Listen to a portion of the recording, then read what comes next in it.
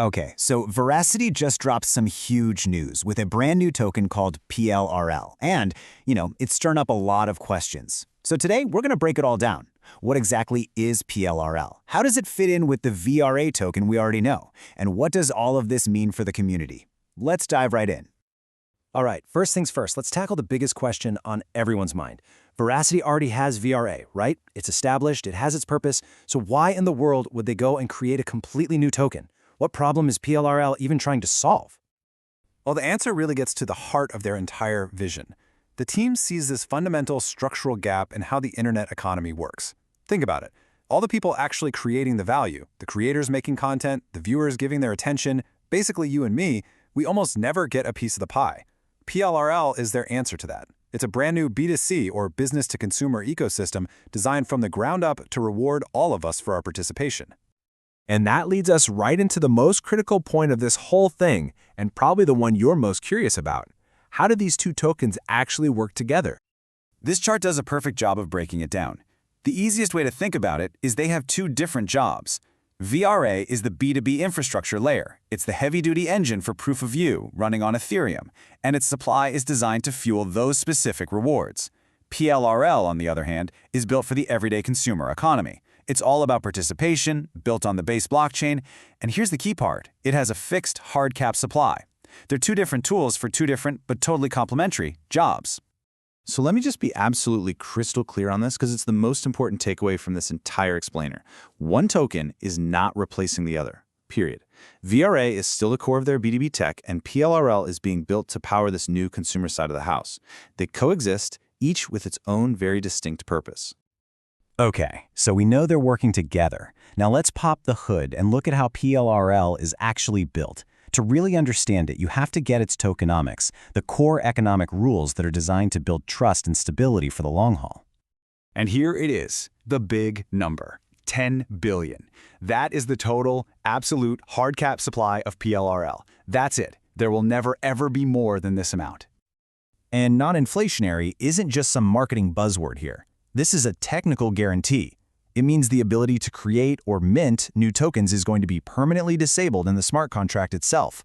The supply is literally locked. It can't be changed. So, of course, that brings up a really logical question, right? If you can't just print new tokens out of thin air, how on earth can you pay out things like staking rewards? Where does that value actually come from? And the answer is this really smart two-phase approach. In the beginning, to get things going, rewards will come from preset incentive pools that were created to bootstrap the whole ecosystem. But the long-term goal, and this is the exciting part, is for it to become totally self-sustaining. As the platform matures, fees from actual usage in the ecosystem will get cycled back into the reward pools, creating this sustainable, circular economy. Okay, so the economic rules make sense. Now let's get to the fun part. What can you actually do with PLRL? What is its real-world purpose inside this new ecosystem? It really boils down to these 4 core actions. First, you earn it. It's the main way you'll be rewarded for your contributions. Second, brands will need it to access the products. Third, you'll transact with it. It's going to be the main currency for their new content marketplace. And finally, you participate by using it to unlock special features and different eligibility tiers. It's basically the fuel for this entire B2C engine. And now, for the part I know you've all been waiting for, let's talk about the PLRL airdrop. We're going to cover exactly what you need to know to get yourself ready.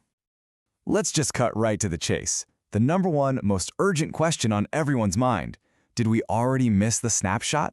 Has it already happened? And I've got good news for you. The answer is a very clear and simple no. You have not missed it. To keep things as fair as possible, the snapshot is going to happen on a random, unannounced date in the future. The team will only announce it after the fact. So, what do you need to do to get ready? Honestly, they've made it super straightforward.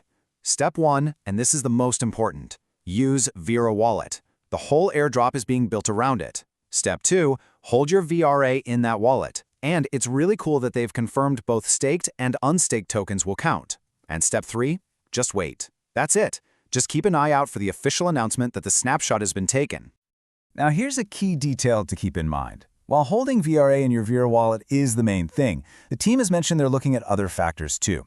Things like your total balance, how old your account is, maybe even your activity levels could play a role. The final exact rules are still being designed, so the bottom line is make sure you are following their official channels so you get that definitive update when it drops. And you know, this brings us all the way back to the beginning, to that big, ambitious idea that started this whole thing. By building this separate, consumer-first economy that's powered by a non-inflationary token, Verasity is making a really big bet on a totally new model.